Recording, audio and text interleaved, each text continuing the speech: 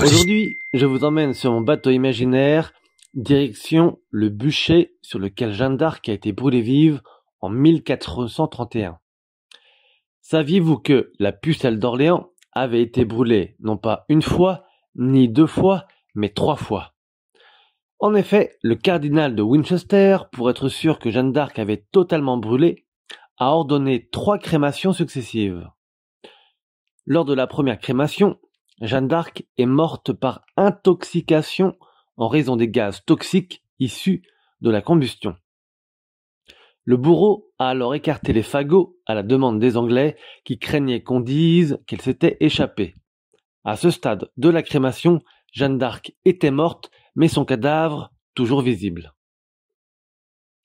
La deuxième combustion a duré des heures et a fait exploser la boîte crânienne et la cavité abdominale dont les morceaux ont été projetés sur le public, situé en contrebas, laissant au milieu du bûcher les organes calcinés, à l'exception des entrailles et du cœur. Il faut savoir que les entrailles et le cœur sont les parties du corps qui sont les plus humides et donc qui brûlent moins vite.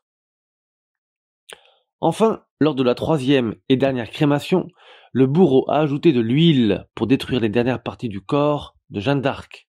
À la fin, il ne restait que des cendres et débris osseux jetés le jour même dans la Seine, sous le pont Boieldieu, mais dont le nom à l'époque était le pont Mathilde, pour qu'il n'y ait pas de reliques.